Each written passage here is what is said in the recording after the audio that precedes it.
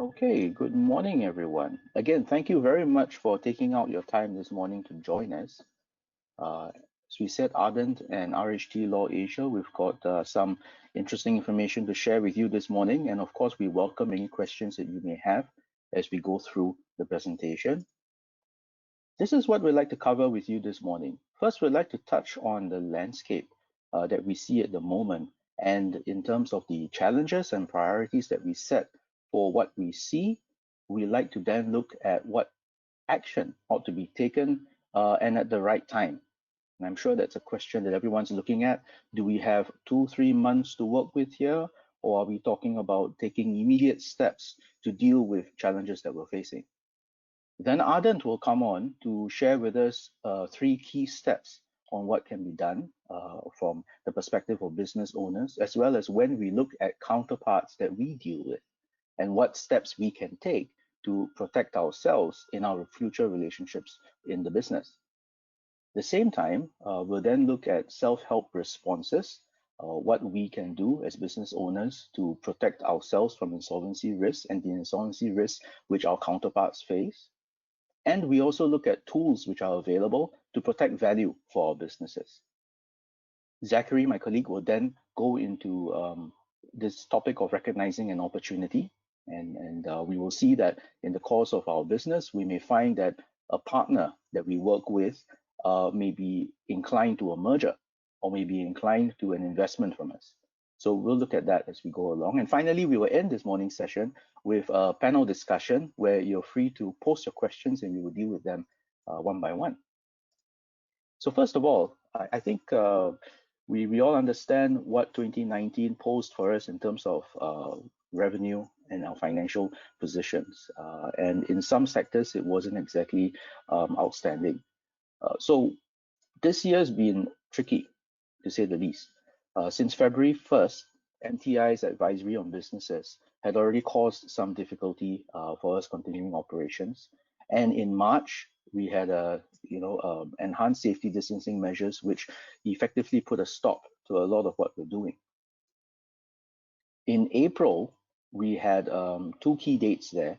On the 20th of April, there was a suspension of contract obligations, these regulations that came about, which have been enforced and will continue to remain enforced until the 19th of October this year.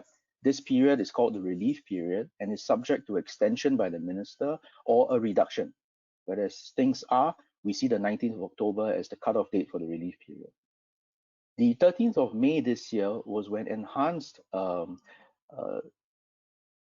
measures came into place to deal with the extension of scheduled contracts and to deal with other types of suspensions. For example, the unilateral interest rates and unilateral late charge payments have also not been suspended, but have been prohibited. Now, in terms of challenges that we face, it's easy to say that on this list, we've got challenges with which almost everyone in the market faces. It's a question of priority. It's a question of which of these challenges really poses the immediate threat to us, or the most important thing that we need to overcome. So in terms of cash flow and reduced revenue, I think that's something that everyone has seen some impact. Of course, labor restrictions, to say the least, they've been a cause of grave concern to continue operations, as well as safe distancing measures. But that raises the question of relevance for a business in the marketplace. And in some quarters, I know that sales have been encouraged, but to the extent of any cost. So we've got extended credit periods, we've got sales to parties where we're not sure if there is a credit risk, we're not sure in terms of the receivables when that will be collected. At the same time, we've also seen parties trying to renegotiate delivery timelines, work schedules. And what's important to note here is that while we try and resolve challenges by renegotiation, the temporary measures that came into force in April, they relate to contracts which are signed on or before the 24th of March. So if a contract is renegotiated from the 25th of March onwards, then temporary relief doesn't quite apply. At the same time, renegotiating a contract today may actually have an impact on force majeure clauses or frustration clauses. Now, if we go on to other types of challenges that we've been seeing, additional measures, for example, in terms of storage costs, freight charges, delays and replacements, that's been an issue as well. As is the issue of whether to terminate a contract or whether a party has wrongfully terminated the contract. And we see that these are issues which have not really been resolved during this difficult period, but are issues which will arise as we move out of the COVID situation. Court action, arbitration, and SOPA adjudications is also something that we know from experience is common in the construction and logistics sector. But it's something which we would have to look at carefully now to anticipate what we might have to do in the next 2 to 3 months. And as we consider these challenges, one of the key things to do is really to consider which is my priority, which is the thing that threatens me more or threatens my counterpart more, and I have to take action. And in order to do that, there are 3 key steps which Arden will share with us about. They will, I think, Kelvin or Ray would like to take over this presentation and introduce us to the key steps at this point. Then I will come back later and run through the rest of the topics that we'd like to share with you today. Nigel has presented the challenging landscape going forward because of this COVID-19 situation. So what we can say is that this COVID-19 is actually the black swan event of 2020. It was unpredictable. We didn't expect it. And the landscape was already challenging before, so this has made it even more difficult. So what I would like to share is what can we, at this point in time, the circuit breaker has just ended. So we thought it would be a good time to share how to plan ahead and what to look out for going forward. Okay. So I'll cover some parts of the financial and operational resiliency, and there are some key takeaways that we would like you to have after this presentation. Okay. So in the recent budget measures, the minister has focused on 3 C's: the cash flow, cost, and credit.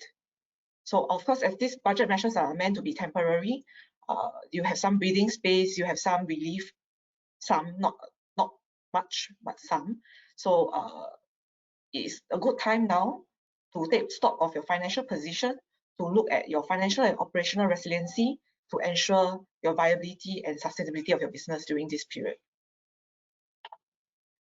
Okay. So for your financial and operational resiliency to plan ahead, in summary, there are 4 key steps you're looking at, and we will also cover some considerations and some signs to look out for as you do your planning.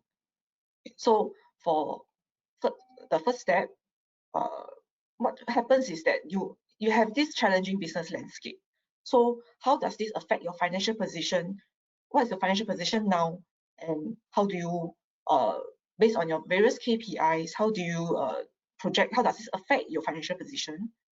From there, what we will do is we also do a scenario and sensitivity analysis to see if you plan for a further downturn, how does it affect your financial position and what are the actions that can be taken. So it is important now that with this breathing space because of the COVID Temporary Measures Act and because that you understand what's your financial position today, we feel that it's very crucial that you get your finance personnel involved in this exercise to help you plan ahead. Then with your financial position today, you can plan and you can forecast what is the profit and loss projections to the end of the year with the impact of the COVID-19. You will know what's the impact on your variable and fixed costs, what's your project pipeline going forward. And with the circuit breaker break of 2 months, this will affect your cash flow, it will affect your profit and loss for the next few months as well. So you also want to take into account your additional expenses required to cope with the increased safety, the safe distancing measures. And you also want to consider the various government support schemes and any other financial assistance from government and government agencies. So you will also want to project what's your expected cash flow requirements for the same period to take into account the delay in receipts from debtors, any non-payments, any bad debts that have to be written off. You also want to consider what are your credit terms from your suppliers. and what is the deferment that, and as the government has announced the deferment of tax payments for 3 months, and there could be some deferment of contractual payments because of the COVID-19 temporary measures bill. So all this will affect your cash flow requirements. So taking into account all this impact, what is your projected financial position for the current financial year end and the next financial year end? So areas that you want to review to take into account in your projection will include your sales, your pipeline, what's your profit margin, your revenue will decline because of these work stoppages, and what's your gross profit margin after taking into account your variable costs, and what's your break-even point. These are few things that you have to consider. You also have to consider your operating expenses. What are your top 3 cost drivers for possible reduction to improve your cash flow, and how long. At this point in time, I feel we should also take into account what's your cash flow now, what's your current cash balance now, how long can it last. You probably will have received some payments in April and May for the work done in February and March. But given the stop work for the last 2 months, you may or may not have incoming cash flow for this month, next month. So what is your comfort level? What's your break-even point? Are you able to meet your immediate cash demands? And what is your gearing ratio and your cash conversion days? So these are areas that you have to look out for. So with your forecast that you have done to take into account your assessment of the impact of the COVID-19 on your business we should also do a sensitivity analysis of your forecast. Let's say what you have a decrease in revenue because of certain pipeline projects that are not going to start, or what is your impact on your forecast? What's your impact on your cash flow? What's the impact on your profitability? And because of this rapidly changing situation, these forecasts have to be revisited frequently, regularly, to make sure that the assumptions are still valid and if changes in plans and strategies are required. So some possible actions that you can take to consider when you do your planning ahead is to realign your resources and capacity to a more lucrative segment of your business. How can the digitalization of the business help you to reach out, and how can it help you to make you more productive, to save costs? Are you able to have more collaborations to drive sales? What cost control measures can you take other than salary reduction? Everybody's very sensitive of salary reduction nowadays. Are there any productivity improvements that can be made? Are you able to convert some fixed costs to variable costs? So this will help to improve your cash flow, improve your productivity, and improve your profitability as well. And in doing your coming up with your expected financial position, you will also be able to see whether are there any existing gaps in your financing, existing gaps in the timing of your cash flows, so that you can consider whether you want to restructure your existing debt to defer repayments as well. So for group companies, there's an additional option to consider whether you want to relocate certain production, certain functions of your group to a more cost-efficient structure, whether you can have cash flow support within the group companies via intercompany borrowings. Loans, you can consider taking loans through your various other entities, and whether you want to raise funds through capital injection. So given what we have said, right, this is important and this is possible if this is planned ahead. When you have some breathing space, you have some time to consider all your various options. You don't have there's no urgency for immediate cash flow, or you can determine whether there's urgency for immediate cash flow from this planning. So there are some loan considerations, before you take on loans. With your cash flow projections, with your profit and loss projections, you can determine whether you need some short-term loans, like your temporary bridging loans, to bridge your immediate cash flow needs. Whether you you have the capacity to take on fixed assets loan that are collateral based, but possibly with lower interest rates. And perhaps you could consider invoice financing for liquidity as well. And what's the source? You also have time to assess the different sources of financing and what's the level. With your projections, you can also determine what's the level of funding what's the maximum exposure that you can take, so that you can you'll be aware of your over borrowing. You don't want to be over leveraged. You also don't want to be over reliant on external financing as well. Other points to note is the type of financing that you can take also determines what kind of security that you can give to the financiers. Personal guarantees, what's the maximum exposure, corporate guarantees. If you're in a group, likely the banks will also need your updated financial statements. You also have to maintain certain liquidity ratios to ensure that you are able to meet your interest payments, and you don't want to be over leveraged. And also the financiers will likely also require your financial projections to determine whether the amount of the quantum of borrowings that they can extend to you. Okay. So and from all these projections, this planning, what you can identify is whether are there any timing mismatches in cash flow which could affect your short-term liquidity and also affect your solvency status. You can also, from these projections, you will be able that you should identify whether there is negative or declining gross profit margin, which will affect your viability of the business model, and whether you need to scale down certain aspects of your business or certain or suspend certain operations.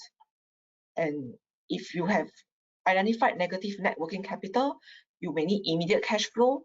And where's this immediate cash flow going to come from? You also want to be aware of your gearing ratio. If it's too high, it may be difficult for you to obtain external financing. You may want to consider certain mergers and acquisitions if you have a good business model. And if you are in a net liability position, the directors may be at risk of insolvent trading. So this is important to take note of as you do your financial projections. Okay, so I mean, after all that we have said, I think we have some three key takeaways for you. Okay. As we say, cash is king. So cash flow is very important. In terms of cash flow, then you have your commitments. With right now you have challenges you may have challenges in increasing your headline numbers, increasing your revenue, because of there could be some suspensions in project, there could be your pipeline could be affected. So it's very important to control your commitments that you have, to have a whole, to understand what are the commitments, to make sure that you remain solvent and you remain ready to take advantage of any opportunities that will arise. And very importantly, we also feel that it's important to communicate with your key stakeholders so that you have support from your key stakeholders in the challenging business landscape going forward. Okay. So in terms of cash flow, well, as we said earlier, you need to do projections for the next until the end of this financial year end and the next financial year end. But for the more immediate need, perhaps what you want to do is you want to review your detailed cash flow on a project basis to understand which project is the one that will affect that may have a negative cash flow, negative profitability, which will require support from your other projects.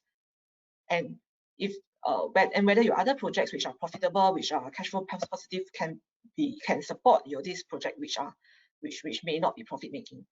Well, I mean, we understand that it's not possible or may not be possible to drop certain projects immediately, because it will affect your reputation in the market. So you need to understand where this cash flow is going to come from and how you're going to get the cash flow to do this. And when you review your you have a detailed forecasted cash flows, then you take into account the worst case scenario, the downside scenario, and you understand your maximum exposure. So from these cash flows, we would like you to focus on what is the timing of the commitments due. Because if you see that you have the shortfall in your cash flow in the next 3 months to 6 months, So you can determine what steps you want to take to defer commitments, to perhaps to improve your cash flow, and I think the key focus right now is you want to preserve your cash flow, and or if you want to increase your cash flow. So from this exercise, you also can identify gaps in your financing. So you can take steps early to identify and to seek alternative and additional sources of financing. Because at this point, likely you will have, with a viable business model, you will have and with positive cash flow or with certain amount of cash balances, you will have a better bargaining chip, or you can give a better deal when you negotiate with your suppliers or negotiate with your financiers. Okay. And in terms of commitments, what you really want to do is you want to understand your financial position at this point in time. You want to take stock of your commitments. You want to identify who are your critical suppliers, and whether you can review your payment terms, you can extend your payment terms. With this breathing space, because of the COVID-19 Temporary Measures Act, you want to identify what are your contractual terms, whether are you able to renegotiate certain contractual terms, and your lending and financing commitments, are you able to meet them in the short term? Do you need to restructure, renegotiate certain terms? And I think a lot of times you also want to consider what are your contingent commitments, such as your performance bonds given, because they are interlinked. If one of these conditions are not met, it may affect your other contractual terms, your guarantees that could be called. So you want to consider how is the company going to meet these commitments. And there are other certain self-help measures that Nigel will cover later on in his presentation. And with the understanding of your financial position, understanding of your cash flow position, and so it is easier for you to bring to the table, to negotiate with to communicate with your it's very important to communicate with your key stakeholders. You have to communicate with your critical suppliers to also understand what's the impact of this COVID-19 on their business, and whether are you able to negotiate your repayment terms. And if they're not able to meet your requirements, perhaps you want to consider whether to find alternative suppliers so that you do not run afoul of your own contractual terms. You also want to communicate with your lenders and investors to retain their support and confidence in your business, so that they can continue to support you, and in the event that you need to renegotiate or we need to talk to defer certain repayments, so that at least you can get a feel of whether are they supportive of you or not. You also want to communicate with your customers, your developers, your main con, your subcon, to understand and manage their expectations. And of course, employees are also important to provide certainty, so that they can provide support to you, timely support to you in terms of this the uncertainty. So these are the three key points that we would like you to focus on: cash flow, understand what are your commitments, and communication in this difficult time. So that's all for my part of the presentation, and I would like to hand over back to Nigel. So now, as we go on to consider the three things that Ray talked about, the forecasts on cash flows, the timing of commitments, and communication with stakeholders, we should also take into account a few other things to determine when is the right time to take action. And from one perspective, let's consider who our stakeholders really are, and what sort of risks the stakeholders could potentially pose in a situation where either we're facing difficulties, or where we're able to identify difficulties of our counterparts. Where do they stand? Who are their stakeholders? And what kind of risks are they exposed to? Now, in this regard, if we were to consider Singapore, which has a parent and an operating subsidiary, first of all, there would be trade creditors, and there would or could potentially be overseas trade creditors as well. Now, the concern here, of course, is what's the applicable law in terms of identifying my risk, which jurisdiction can action be taken to recover a debt or to recover possession of goods. And if I have banks, then are there any security interests that I, as a company in Singapore, might be concerned with? Workers, on the other hand, in a different jurisdiction than Singapore, might pose other issues under the relevant labor law there. And of course, in the course of running a group business, I would have intercompany lenders. At the same time, I would also have intercompany borrowers. And these are to be recognized as my stakeholders. I might also have issues with IRAS, or IRAS might have a claim in relation to tax or in relation to GST, and of course, CPF in relation to my workers in Singapore. Now, in a situation where financial distress is faced either by a business or the counterpart of that business, we also start to look at directors and the conduct of directors in relation to how the financial distress is addressed. And we also look at recipients of any payments that come from a company or the group of companies. We also look at guarantors, trade debtors, and along the way, there's always that little risk somewhere of a fraud.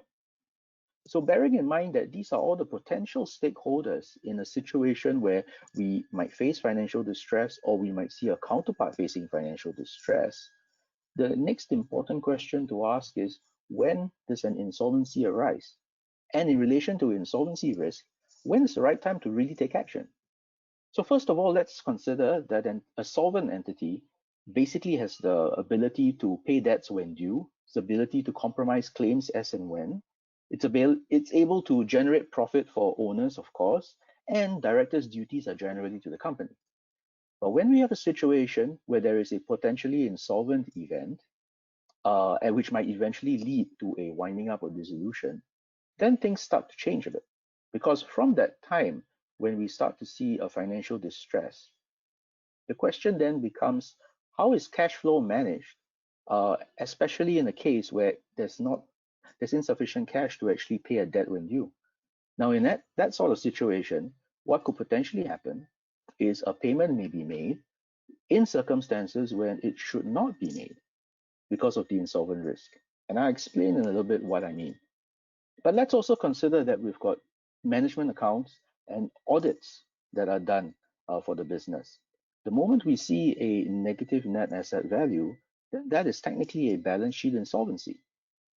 So earlier I mentioned that it could be a potential cash flow challenge. At some point in time, that becomes a cash flow insolvency.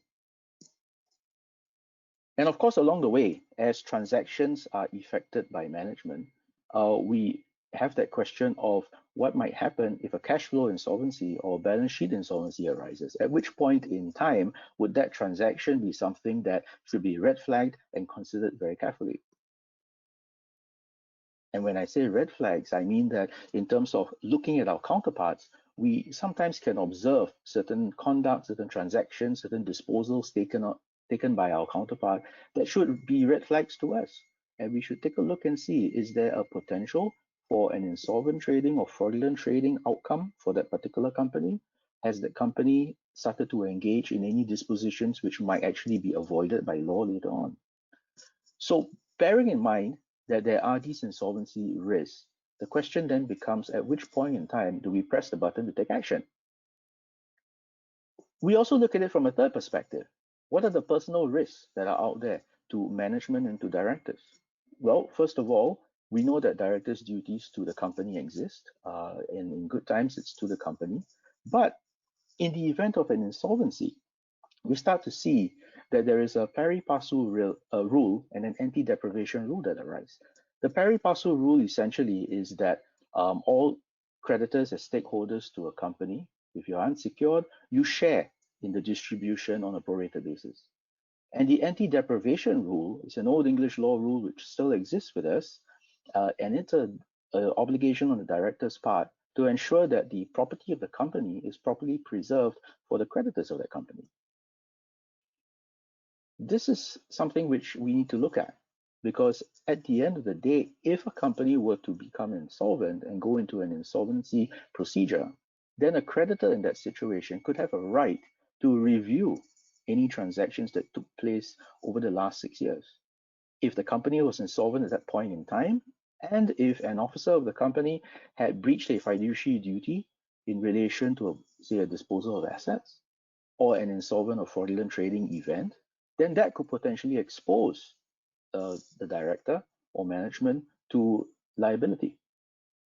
I refer to the Insolvency Restructuring and Dissolution Act, the IRDA, and the reference to wrongful trading, because the IRDA has been passed as a matter of law, but there is no commencement date yet.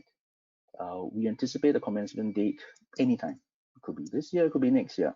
But when it does come into place, insolvent and fraudulent trading will be replaced by a wrongful trading provision, which is a broader provision and does not require a criminal conviction before civil action is taken to declare liability. Now, in a case where you've got an officer who takes over conduct of the process, a judicial manager or a liquidator, there are some other claims that could potentially arise. So conduct in the last 5 years prior to the JM or liquidation could be under review. Under the IRDA, the proposed period is going to be 3 years instead of 5 years. 3 years will also be the review period for any extortionate credit transactions. And in relation to undue preferences to associates, the current period is 2 years and will remain to be 2 years under the IRDA. In relation to non-associate parties, though, the current period is 6 months for a review, but the period is proposed at 1 year under IRDA.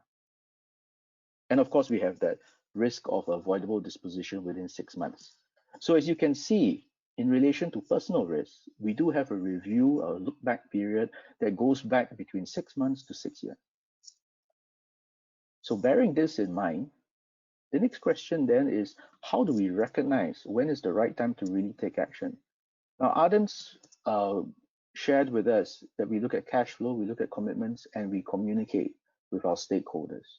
We need to recognize if our counterpart is on a path for an insolvent event, because if that's the case, then we may have to take action sooner than later. We also need to recognize if directors need protection from personal liability risk. As I mentioned, there is a pari passu principle and an anti-deprivation rule that needs to be taken into account. Under the Companies Act, you would also know that Section 328 sets out a list of priorities in relation to employees and other parties who may take preferential claims. Then, of course, we look at self-help efforts. Can we recognize how best to protect a company's assets at this point in time? Can we also identify the tools and apply the right tools for maintaining control of a company? I give you the example where shareholders who may be foreign have divergent interests from the existing management in relation to a subsidiary. Now, if that were to arise, the question becomes, how then does management or the directing board at the Singapore level deal with it? We also have other questions in relation to downstream entities and whether minority shareholders are being oppressed, whether certain dividends ought to be declared, and issues like that might arise, especially issues in relation to shareholder loans and the repayment of those. So let's look at some self-help responses. As Ray shared earlier, improve cash flow. That's the obvious response to the insolvency risk. But in doing so, we then look at deposits, we look at the issue of performance bonds, we look at our own position under those and whether they actually are viable options for us. Then, of course, we look at negotiating with creditors and debtors, bearing in mind that if we were to engage in a transaction that's either ultra-virus or against the interests of creditors where insolvency is imminent, then that might result in avoidance law issues like unfair preferences and undue preferences and undervalued transactions. Then, of course, we have to consider companies which are trying their best now to seek retention of title rights or to get fresh charges against property which has been supplied to us. Now, in a situation like that, do we give those charges? Do we allow, enhanced credit terms? Do we allow a retention of title? Then, of course, we look at SOPA and our rights in relation to taking out SOPA action. So these are things which we would want to consider when we analyze how best to improve cash flow. As Ray also shared, we look at considering short-term funding. The obvious would be just a letter of support from our shareholder, but more importantly, Are directors engaging in conduct which might be insolvent trading or fraudulent trading conduct? And are transactions being carried out which might risk unfair preferences or undue or undervalued transactions? And of course, eventually, if there are companies, our counterparts that are unable to manage the risk, then are they looking at liquidation as an option to protect their own directors? And how is that going to impact us? So we look first of all at one of the obvious options for self-help, and that would be to consider a private debt restructuring exercise. In a situation where directors look at their creditors, they can identify everyone, and they are able to have a discussion of everyone, then there is a possibility of entering into a consensual private arrangement where all creditors come together. They're invited to enter a standstill to protect the company and give it some time to breathe and put together a proposal. And then, of course, among creditors, there can be an agreement on what their rights are, how much of their debt should be put into this arrangement. And the directors can lead a process where the company and all its creditors are able to sign a debt restructuring agreement and be able to appoint, if they need to, a restructuring agent or a security agent to manage the process for them. In a consensual arrangement like this, it's essentially a contract, and it's a contract between all the creditors who are out there in relation to the company. And so we minimize the risk of a pari passu rule being flouted or an anti-deprivation rule being breached. In a situation where a private debt restructuring may not be available, where creditors might be concerned that they're not able to achieve a private arrangement without prejudice to them, then what we could look at is we could look at approaching the courts for assistance. And in that relation, we have the prepack scheme of arrangement as an option. What happens there is, first of all, a process is led by the directors and the affected creditors are approached. Now, in a case where all the affected creditors are agreeable, a prepack arrangement can easily be brought to court. In a case where we've got affected creditors who may exceed the threshold and threaten our ability to achieve enough support for the scheme, then we might have to look at another option of going to court. But assuming that we are able to put a pre-arranged scheme together, we can approach the court, seek an approval of the scheme without having to hold a full meeting.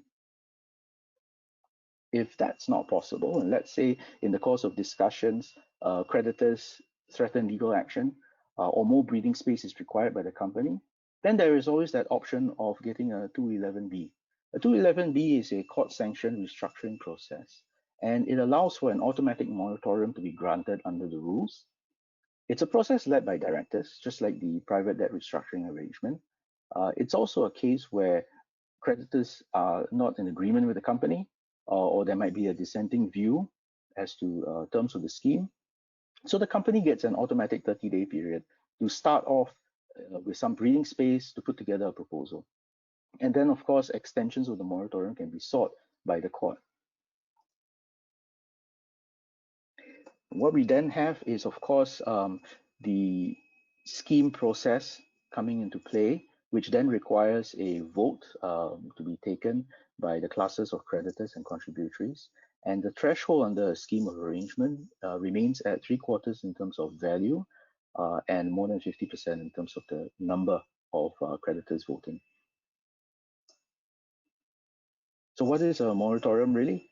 It's a restraint, essentially, against winding up, against the appointment of a receiver and manager, against court proceedings, execution. Of course, leave of court can be obtained in certain circumstances to allow those to proceed.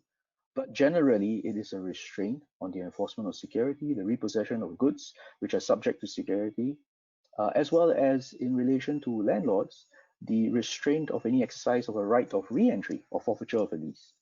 That obviously can be helpful for a company that's trying hard to remain a going concern. The enhanced moratorium can also apply to a subsidiary or a holding company in the appropriate circumstances.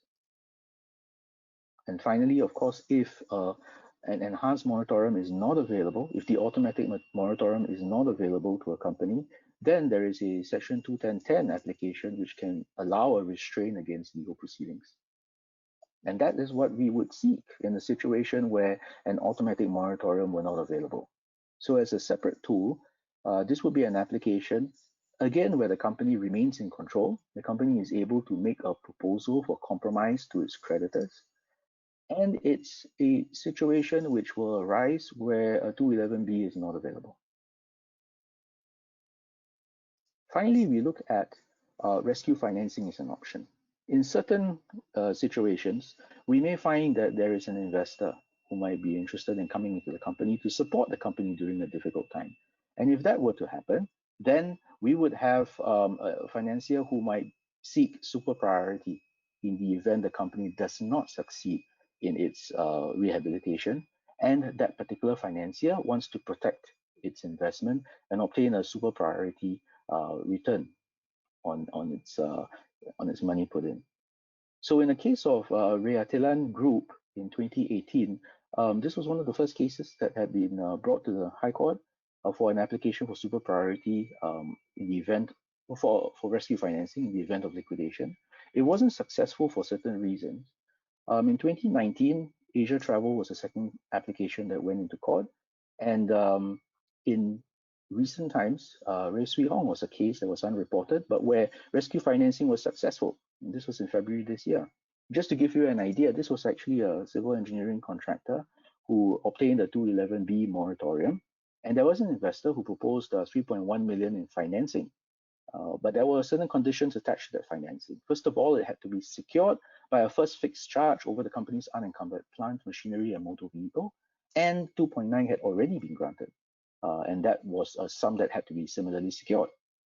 So the court allowed the rescue financing super priority, and that sum of money essentially is intended for working capital and daily operations. So in order to consider rescue financing, essentially the terms have to be fair, reasonable, adequate. The proposed financing would have to be an exercise of sound and reasonable business judgment. There should be no alternate financing available on any other basis, no other bids available as well. And the financing has to be in the best interest of the company and the creditors. Now, of course, you might have a situation where a company has applied for a scheme or for restructuring, but in a case where you're a creditor, and you may look at this and say, hold on, I object to that arrangement. What are the types of arguments that you could raise? Well, you could look at whether the proposal is actually a genuine compromise or not. You could look at whether there are real prospects for restructuring or if this is just fanciful.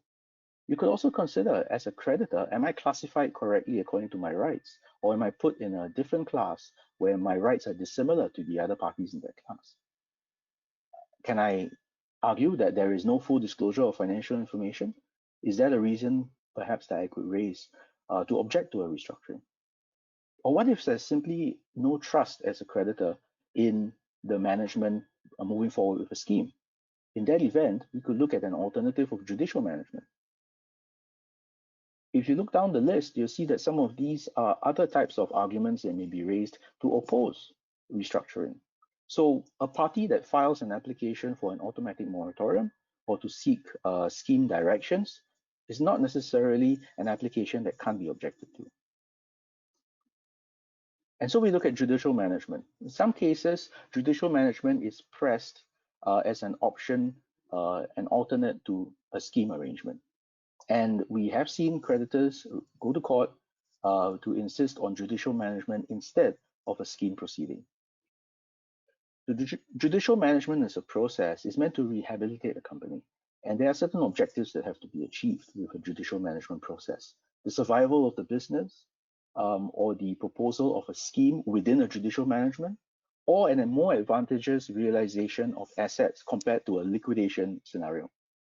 And this is a scheme which usually, this is a process which usually arises if a creditor has concerns about trusting the current management to move on with the scheme.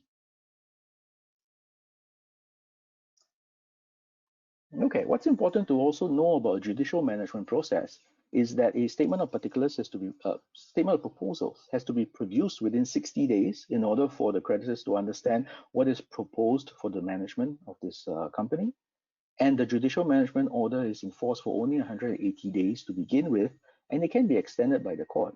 But it's a situation where the judicial managers would be pressed for time to put together the proposal and to let creditors know what is the potential future for the company. Again, we might have objections that might arise if a judicial management application is raised. Typical objections would be if a receiver and manager could be appointed by a particular creditor, that creditor might see this being disproportionately prejudicial to him. Now, in unique circumstances, that particular creditor might want to object to a judicial management proposal. At the same time, if a judicial management proposed is doomed to fail, in a situation like that, a creditor may run to court to say, we should just move towards liquidation. We might also have situations where shareholders might oppose certain acts of the judicial manager. And in that case, a prejudiced shareholder might run to court as well to ask the court's assistance. Now, what I'd like to also point out is that the objections to judicial management may also be brought to court in a situation where the liquidation scenario is just as disadvantageous. So in a case where liquidation and judicial management might result in the same outcome, a court may actually consider that the liquidation process might just be the better outcome. Now, I've come to the close of my sharing on the tools available. At this point in time, I'd like to invite Conrad, my colleague, to share some observations in relation to the construction sector. And after Conrad's sharing, I will invite Zachary to share with us some of his thoughts on how to recognize an opportunity. Conrad? Thanks, Nigel. I just want to make 2 points in relation to those of you who are in the construction industry, taking into account the comments made by Nigel insofar as self-help remedies in a situation where the company is in distress. And I just want to make 2 big points. One is the termination of construction and supply contracts in the event of insolvency. And another big point is the interplay between SOPA and insolvency. So let me just take the first point first. I think in the construction industry, we have perhaps a handful of projects. Because of the size of these projects, company may just have a handful of these projects, and the termination of any of these contracts may actually jeopardize the viability of the company. So, and also that if you're looking at, say, the SIA terms, Superior Architect terms, conditions of contract, or the PSS-COC conditions of contract, insolvency is an event of default, which entitles your counterparty to terminate the contract. So what happens then? Would you be actually shooting yourself in the foot if by seeking a compromise or a standstill, you are actually giving ammunition to your counterparty to say, well, I can terminate this contract? Well, there's some good news and bad news, but hopefully more good news. The good news right now is that under your COVID-19 temporary measures act, if the act applies, and I come back to why it's important to make sure that the act applies. If the act applies, then one of the limits against your counterparty is that he cannot terminate the contract. Now, of course, this COVID-19 Temporary Measures Act, which I'll just call the COVID-19 Act now, the relief period is only commenced from 20th April and will expire 19th October this year. So in the next 6 months, and provided you give notice of relief. If you give notice of relief, then and you can show that the COVID-19 is has a material impact on your inability to perform, then you can get relief, and the other party cannot terminate the contract. The other is, but that's only the act applies. So for obligations arising from 1st February and for contracts made before 25th March. So what if the act doesn't apply or the relief period expires? Well, under the IRDA, Nigel referred to the Insolvency, Restructuring and Dissolution Act. which has been passed in 2018, but not yet come into force. Under Section 440 of the Act, it actually prohibits parties, your counterparty, from terminating the contract if, as a result of insolvency or the commencement of proceedings such as your 211B, when you seek a moratorium, an automatic moratorium for the purpose of proposing a scheme of arrangement or compromise. So there are protections either under the temporary COVID-19 Act or when the ERDA is passed, when it comes into force. So in the meantime, you really have to rely on your COVID-19 Act, and hopefully your ERDA will, which has already been passed, will commence and be in force before that relief period ends. In which case, then you can feel rest assured that if you take out any steps to compromise, you will not be shooting yourself in the foot by allowing the other counterparty, who may have different agendas. I mean, if they support you, then that's good. But if they don't, then to give them a reason or cause to terminate the contract, which then impede or prevent your rehabilitation, the company's rehabilitation. So that's the first point I wanted to make in relation to self-help measures and insolvency being an event that gives rise to a right to termination under most contracts. The other point which I want to make is the interplay between SOPA and insolvency. And when I make this point, I like to take it from 3 points of view. Firstly, can an insolvent company, that means a claimant, can he bring a SOPA adjudication? I mean, I think you all will be putting your payment claims and payment responses as usual. You must do that. But can an insolvent company put in a SOPA adjudication? So that's one question. So the claimant is insolvent. The other perspective is, can you or should you bring an action against a SOPA adjudication against a respondent that is insolvent? The third perspective I want to briefly touch on is whether a company should try and seek payment from the principal. As if you're familiar with the SOPA, the Security of Payments Act, one of the measures or steps that you can take is try and see whether you can get the principal to pay you directly.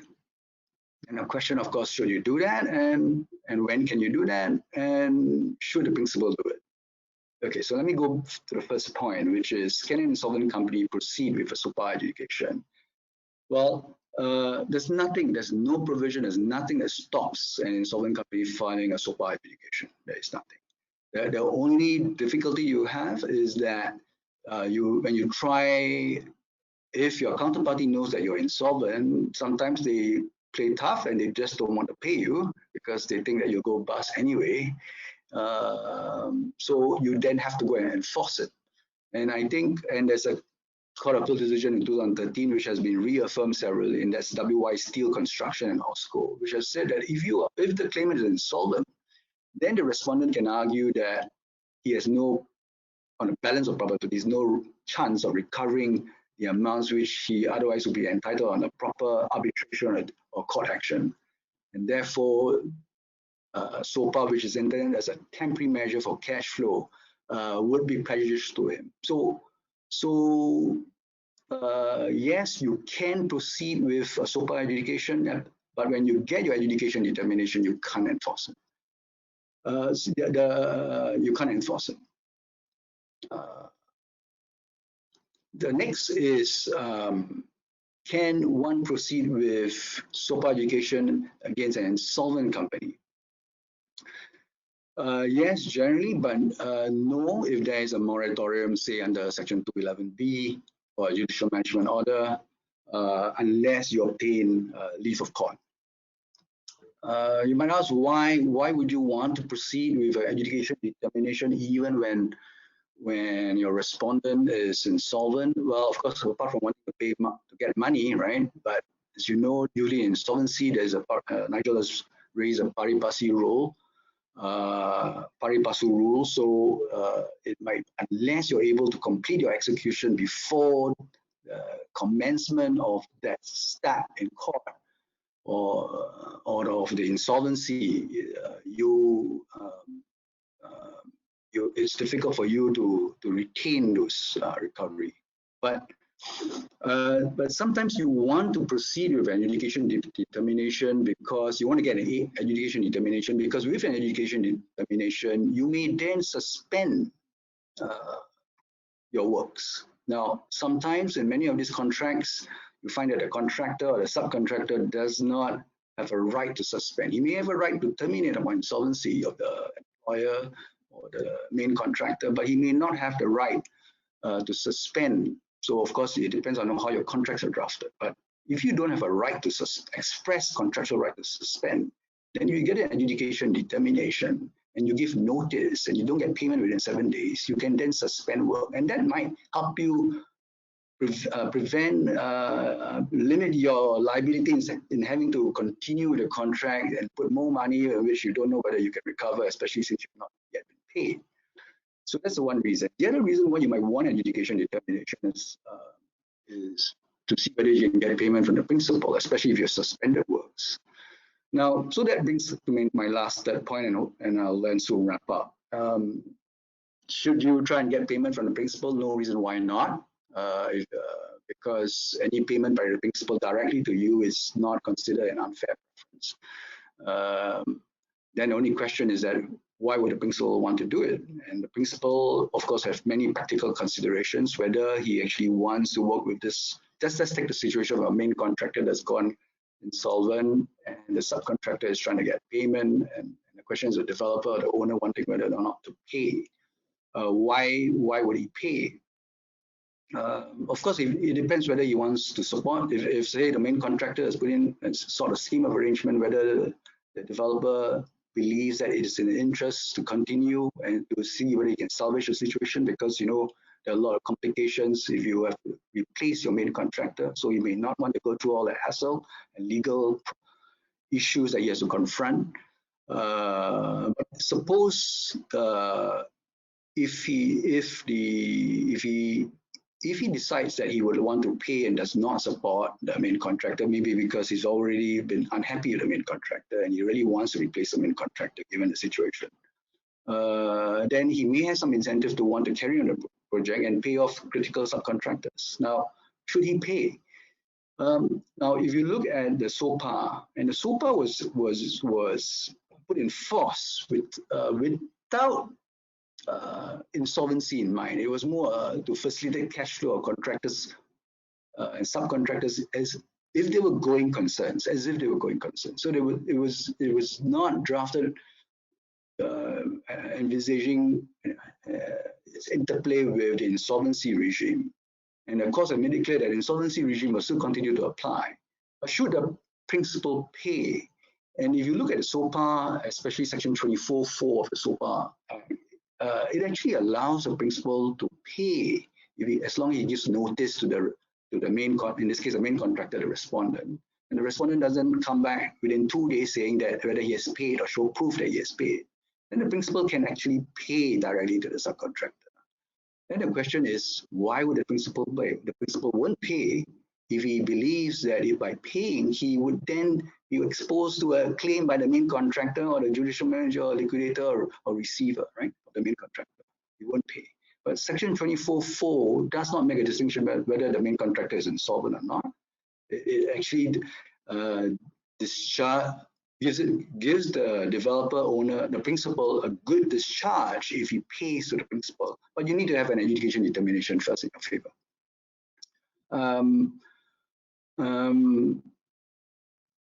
But on the other hand,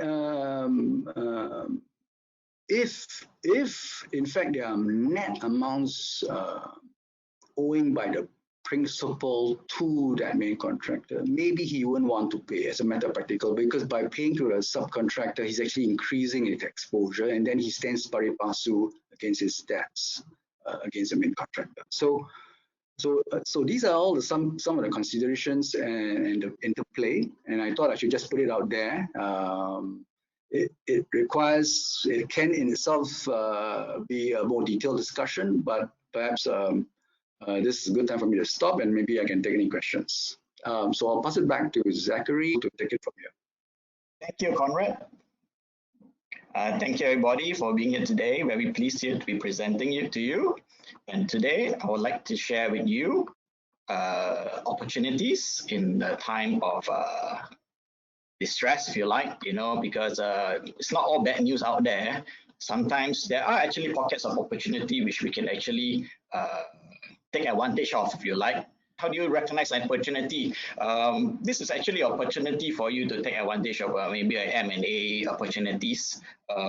One way is actually to do a thorough and health check on your target, conduct a financial review of the company before you actually delve further. I will take you through the rest of the pointers on this page here, which you can see, and we will deal with it and over the course of the next few slides. Okay, assuming that you have actually found a target and the target has a difficulty meeting its financial obligations, what do you do then? Normally in this kind of situation, your target would normally be an attractive company but because maybe of the downtimes caused maybe by COVID or maybe even other prevailing circumstances. This target is basically triggering various financial covenants in these debt agreements. Maybe its auditors has actually issued a qualified opinion on their accounts, and this has actually caused investors to be concerned. And we may also find a situation where the company has actually difficulty making payments to its various trade creditors, for example. So in such a situation, it's normal that the seller will want a high price. They'll try to keep the business impairments over its investment as low as possible. And there is actually a mismatch of what you call expectations, because usually the investor or the buyer will want to pay as low a price as possible to get a good bargain, so to speak. And sometimes it's not always easy to find a landing ground on this opportunity. In these circumstances, what do you do? The target may be under pressure to sell. So that is always a good opportunity for the buyer, I suppose. But then again, sometimes time is of the essence. If you wait too long, the company will deteriorate further and it may not be worth salvaging, so to speak. Yeah. So as mentioned just now, time is always a factor to be considered. The target will be under undue pressure to sell. And in such a situation, normally these type of transactions are usually completed ASAP and ideally should be closed within weeks instead of months. And how fast you can move sometimes will actually depend on what kind of structure your transaction will take place. Is it actually going to be an asset purchase or a share purchase? Of course, before you even go further, you have to do your due diligence. You can do a limited due diligence. The target corporation will be dependent on whether they're a willing seller or is it forced to sell because of financial pressure. But either way, the target should recognize the fact that if they don't sell, they will actually be in a worse off position. The values will deteriorate further, so to speak. Yeah. The different targets may have different levels of distress. Some will have whether they have actually facing insolvency proceedings or whether receivers are already knocking on the door about to be appointed. So that will be actually pressure points for them to consider. Of course, this situation could also occur in cross-border transactions. So let's take a look now at the next slide about competition, anti-competition. When you actually want to have a merger of a company, sometimes this will trigger anti-competition rules. However, not all mergers give rise to competition issues. Many mergers are either pro-competitive or are competitively neutral, so to speak. So it's always good to actually, if you're unsure, to check whether it's prohibited by the Competition and Consumer Commission of Singapore, or the CCCS, to assess whether the merger leads to a substantial lessening of competition. Yeah, things that they will normally consider is whether it results in an increase in prices, above current levels, or if it will actually affect quality of the product, or if it will give consumers less choices out there. And if so, this merger will be considered, it will infringe Section 54 of the Competition Act, which prohibits mergers or anticipated mergers that have resulted or are expected to result in a substantial lessening or reduction of competition. Yeah. However, there are exceptions. Certain mergers are excluded from this restriction and essentially permit mergers, such as if they are approved by the ministry or regulatory authority pursuant to any requirement for such approval imposed by any written law. If it's approved by MAS, or under the jurisdiction of the regulatory authority, any other written law relating to competition. So if it's allowed actually, or if it actually results, if the results in economic efficiencies, if it's more efficient, then there should be a merger. And this efficiencies actually outweighs any adverse effects, or if it actually due to a reduction in competition, then this will also be allowed.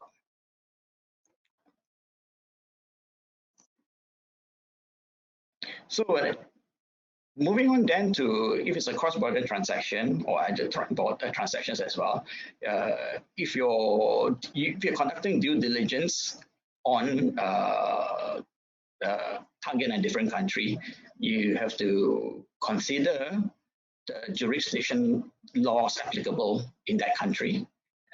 Before an offer for cross-merger is made, the buyer must require due diligence to be conducted, just as you would in a local company.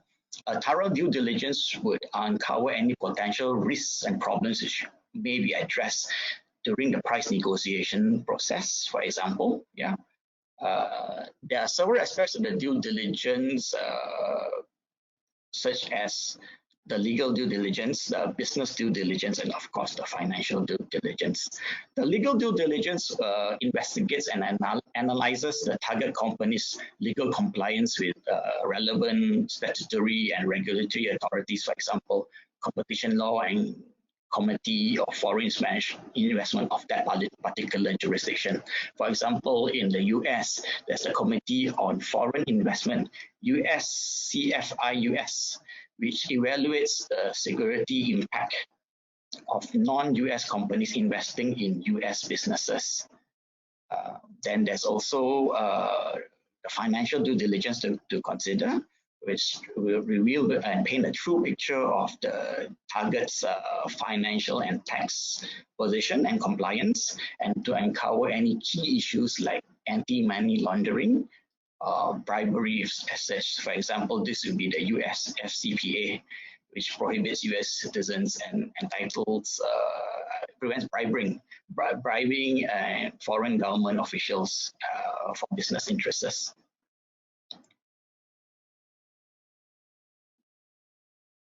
So we move on now to the share sale process. If you're actually purchasing shares, it's usually more straightforward. It's easier to execute. There's less complexity, and you have to deal with less documentation. Yeah. Stamp duty will also be reduced, and it's only payable on the written agreements or instruments that transfers the ownership of the property or stock or shares to the new acquirer. And there's no GST applicable in this situation. In a situation where asset sale, all liabilities remain with the target unless expressly assumed by the acquirer.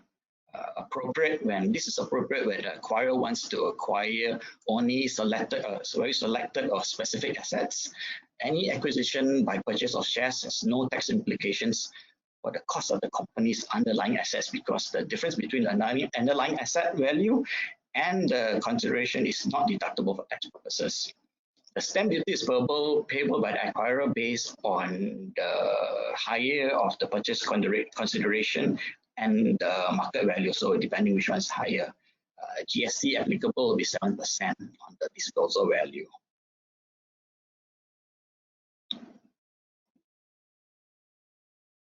So moving on now to MBO or management buyout. This is a process where the transaction, where the company's management purchases the assets and operations of the business that they manage. This is advantageous and appealing to professional managers because they give them a greater potential rewards and control from being owners of the business rather than employees. So it's just like the incentive, so to speak. Right? They need to consider the conflict of interest in altering this position. And if some of the directors of the buyer are also the directors, the proposed directors or shareholders of the target, then of course they have to consider their respective duties and as directors. And of course also be mindful of things like the takeover code in doing this. LBO or leverage buyout is a position where you acquire a company using a significant amount of borrowed funds to meet the cost of the acquisition. The assets of the company are often used as a collateral for the loans, along with the assets of the acquiring company. So they combine it together. In this current climate, it might be more difficult to achieve borrowing, as lenders are usually more conscious using this method.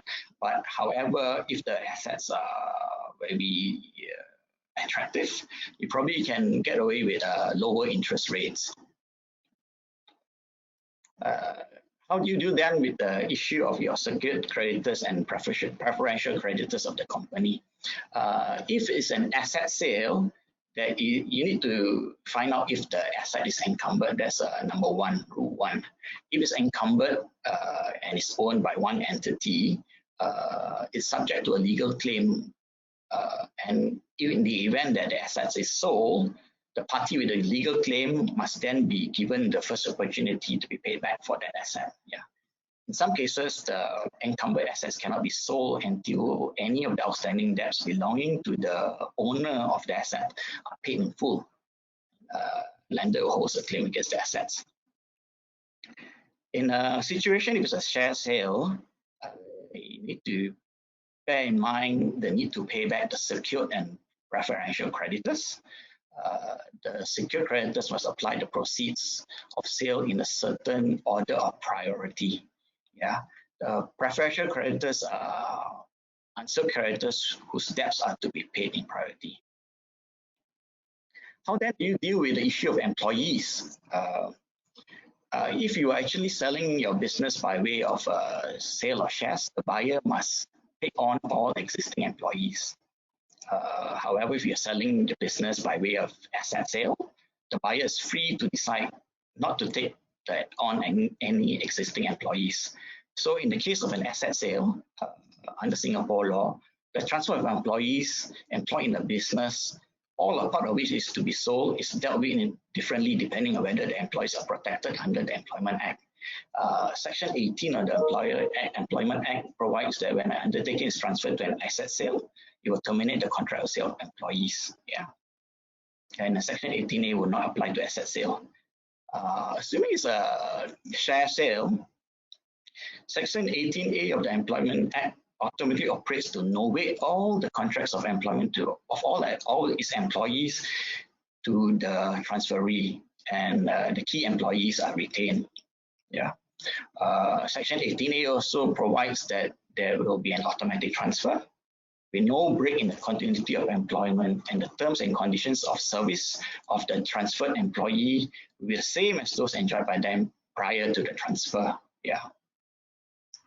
And this Section 18A also provides that if there's any unpaid wages or benefits, then the acquirer will be liable to such employees for the payment of such wages. Yeah. Moving on now to the issue of reps and warranties insurance. This is now becoming quite popular, so that parties don't really have to haggle so much over the dotting the T's. I mean, dotting the I's and crossing the T's. so that they can move on with concentrate on the businesses. This provides coverage in case there's a breach of the reps and warranties by the target. The buyer's entitlement to this will be entitled to terminate the agreement based on this breach. Depends on the circumstances, of course. Yeah, depends on what was promised before the transaction was completed. And sometimes, if there's a termination, you may not always be able to claim for damages. Yeah. They will also consider whether there's material adverse changes in the economic, or if similar conditions have put a transaction at risk for events outside the seller's control, or often resisted, or if it's resisted by the seller. Yeah.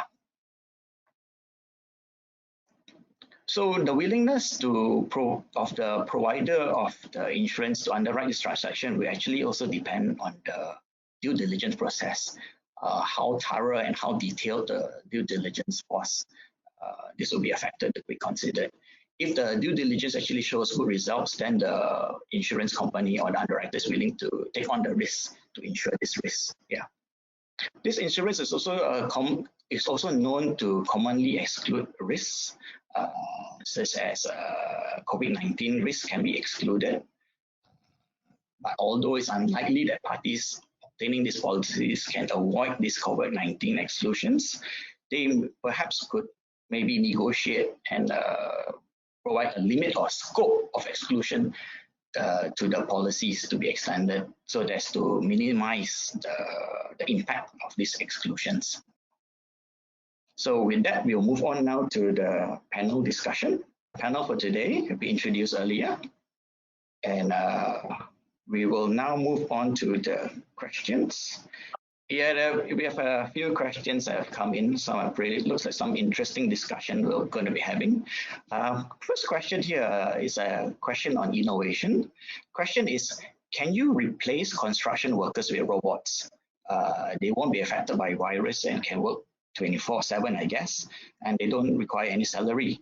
And perhaps the cost or the capex for these robots could be subsidized by the Singapore government. Yeah, so certainly a very interesting question. Maybe I can field this question to Conrad. Would you like to have a go at this question first? This is it's an interesting question, but you know what? Really, I don't know, because who knows whether we are. You know what? The construction industry is usually one of the slowest to embrace digitalization. Not because no fault anybody, but because of the physical nature of doing works and the complexity. I don't know. I think we're really far off. So I don't think this question is something that we can address today. I'm so sorry. But I think it's really far off whether we can actually have robots. Yeah. Yeah, certainly it's interesting. Ray or Kelvin, maybe you would like to chime in on this question. What are your thoughts on this? I think by and large, the government of Singapore is always promoting innovation and productivity, increasing of productivity. Therefore, I think automation is definitely something that is I would say in the mind of the authority, and even they are prepared to even subsidize or even maybe co-fund some of the work. I mean, for innovation ideas, or this kind of innovation ideas. But I think in terms of industry specific, construction sectors, as Congress has mentioned, is really labor intensive. I wouldn't say it's not possible, but maybe not in the near future. But I definitely would like to see the players in the market to come up with a lot more innovative ideas, especially to see how we can even rely lesser on the workers. Yeah, that will definitely be something that I think everybody will be happy to explore further. Yeah, interesting. I suppose the construction industry has really been affected by the COVID-19 shutdowns. If it would be wonderful, actually the robot could continue working, for the past 2 months. There will be no issue of delay, payments all can still go through. I think a lot of people like to see that, but I totally agree with you. At this stage, it's probably still far-fetched, yeah. But I'm certain that one day in the future it will happen, because in the you have to, you can address issues like manpower supply, labor shortage, ensure employment. Yeah, so it sounds very interesting, and we'll certainly look forward to the time when that actually happens. Thank you, Kelvin. Okay, maybe I can field the questions to the panel. It's been said that cash flow is king, but a lot of people out there are now actually facing a credit crunch, if you like, yeah. And how do you think that the COVID-19 Temporary Measures Act can help ease the cash flow of the various companies out there? Do you think it's actually helpful for these companies by these temporary measures that's been proposed, or is it just a matter of kicking the can further down the road, if you like? So yeah, maybe could ask Ray, if you like to answer this question, please. Okay, so my thoughts are that these measures, right, they're actually just to give temporary relief to the companies, but whether the companies are still viable or not still depends on their own internal strategy, whether they have taken the time to plan, to think about how they want to move on going forward. So I think it just gives them some breathing space. So I mean, if they were not viable before this little bit of relief and money that comes in, if actions have not been taken, I'm not too sure whether are they still in time, or maybe they should start seeking help now to help them so that you don't bring the problem down or worsen the issues going forward. Yes, yeah, totally agree with you. I mean, in such a situation, normally a stitch in time saves nine, so to speak, right? So it's always good to approach professionals early and not wait too late, until it's too late when the creditors are knocking at the door, receivers are knocking at the door, you're being served with a winding up notice to then only take action. Yeah, so yeah, totally agree with you, and thank you for that, Ray. Yeah, I've got a question here. The question is, if I start a scheme process, will my construction contracts be terminated? Yeah, Conrad, would you like to chime in on this question, please? Okay, so that's the point I was trying to make earlier, right? In starting proposing a compromise or a scheme, you may be suggesting that in fact you are insolvent, or the fact of the act of making a compromise might give your counterparty a right to terminate the contract, and you see whether it's in your public service sector conditions of contract, your PSSCOC, or your standard forms that are used in Singapore. In fact, you can see that in many agreements, insolvency is usually an event of default that allows the counterparty to terminate the contract. Even for a subcontractor, he probably will have a right to terminate. So right now, with the COVID-19 Temporary Measures Act, termination is a prohibited act. You can't terminate during a relief period, but provided you give notice of relief and the act applies to you. So this COVID-19 Measures Act is going to be useful as long so before you put in any scheme or make any proposal, and you believe you're being impacted by the COVID-19, I think you should give notice of relief. Now, many people don't know that they actually have to take that step to give notice of relief. It doesn't just automatically apply. You need to give notice of relief, explain, and there's a standard form. It's in the regulations, and that was probably the nuts and bolts of doing that is probably it's a separate exercise, but you need to give notice of relief, and you've got to serve it on all the relevant parties, including the counterparty, and if there's a principal, to serve the principal. So that's for the next 6 months, commencing from 20th of April. And of course, if the Act applies. So what if the Act doesn't apply? Act doesn't apply. Okay, construction contracts are all, and supply contracts as defined by the Security of Payments Act, they're all scheduled contracts. So in the construction industry, all these contracts would be covered by COVID-19 Temporary Measures Act. The only thing is that the obligations must arise from 1st February and in respect of contracts made before 25th March, and that's important. Outside of those periods, if there's an obligation prior to 1st February, or you now are entering into contracts, the COVID-19 Act doesn't apply to you. Now then, if it doesn't apply, then actually, well, I was also referring to the what you call the Insolvency, Restructuring and Dissolution Act, what short form is called IRDA, IRDA, which was passed in 2018, but it's not yet commenced. But under that act, termination is also a prohibited act if the counterparty seeks to terminate or even forfeit or by reason only of the insolvency or of the commencement of court-assisted scheme of arrangement, right?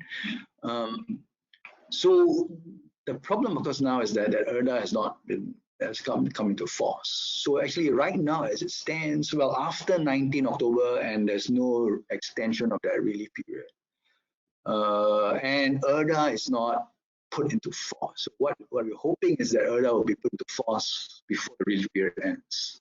It's been passed since 2018. I think they're waiting for the industry to get up to speed, and be familiar with a big bill and the changes therein. So maybe, hopefully, it'll be passed within the next 3 or 6 months. But if it's not, then there is that consideration, which basically means you will have to seek the support of all your main contract parties, your main customer suppliers. You have to seek their support. I mean, the main ones. Yeah. So as not to result in contracts being, or business being impacted as a result of trying to propose a scheme of arrangement. Okay. Yeah. Thank you for that. Yeah, thank you for that. Well, time now is 11:40 in the morning. Perhaps we just have time for one last final question for the panel. I have a question here. Will SOPA adjudication help me to crystallize the amount of money on my claim to file a proof of debt? Is it a case of throwing away good money to go after bad? Maybe could I address Nigel to answer this question, please? Hi there. Well, it's a good question. It is definitely a good question on whether we'll be throwing good money after bad if we were to pursue a claim. And I think it all depends on the circumstances and how strong that claim is, or how significant the dispute is.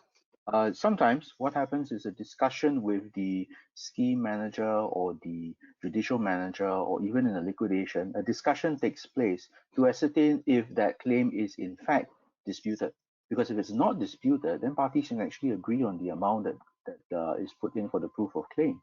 There's also the opportunity for mediation. That's highly encouraged in a situation where a proof of that amount might be challenged.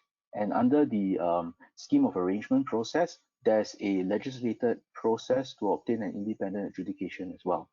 So there are options to deal with the issue, apart from just proceeding to court or to SOPA adjudication. But I can't say that in every case it's not helpful. Okay. All right. Thank you for that, Nigel. I think with that, we have to end our presentation.